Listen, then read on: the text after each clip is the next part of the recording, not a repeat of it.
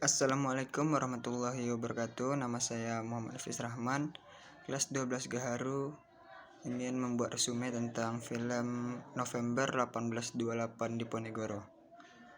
Film November 1828 di Ponegoro ini menceritakan tentang peperangan antara masyarakat di desa Jawa dengan penjajah Hindia Belanda, yang dimana masyarakat desa Jawa di bawah pimpinan Pangeran Diponegoro.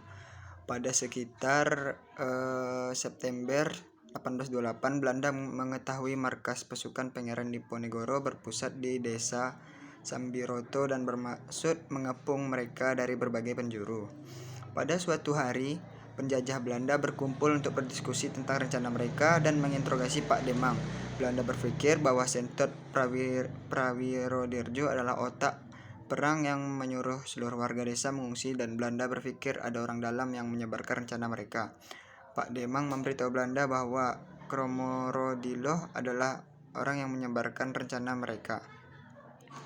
Besok hari, penjajah Belanda dengan pasukan cadangan menangkap Kromorodiloh dan membawanya ke desa keluarganya. Pasukan Belanda menginterogasi Kromorodiloh tentang keberadaan Sentot Prawirodirjo, tetapi Kromorodiloh tetap diam saja.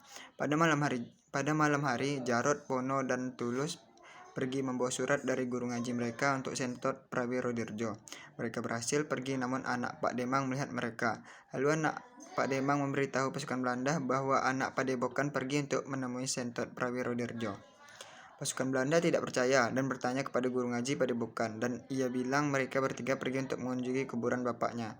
Besoknya pasukan Belanda sedang berkumpul dan makan bersama. Saat pasukan Belanda sedang bersenang-senang, ada seseorang yang menaruh racun pada makanan pasukan Belanda. Pada saat itu, Kapten van der Bors menyuruh pasukannya untuk menangkap anak Pak Demang yang kabur setelah kejadian.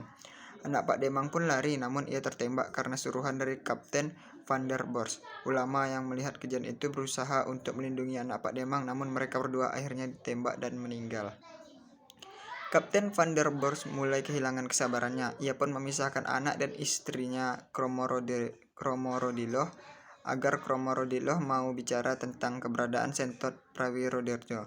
Letnan Van Aken, yang merupakan bawahan Kapten van der Bors, tidak menyetujui rencana kaptennya. Letnan Van Aken mengakui bahwa ialah orang yang memberitahu Sentot bahwa pasukan Sentot Prawirodirjo akan diserang pada tanggal 5 September. Pada tanggal 27 Agustus, Letnan Van Aken bertemu dengan Sentot Prawirodirjo dan memberitahu akan ada perang besar-besaran tanggal 5 September. Kromorodiloh yang terus bicara untuk mencegah Letnan Van Aken sedang mengaku membuat Kapten van der Bors marah dan ia ditembak Kapten van der Bors. Pada hari berikutnya, pasukan Belanda berkumpul untuk mendapatkan hiburan dari warga desa Jawa.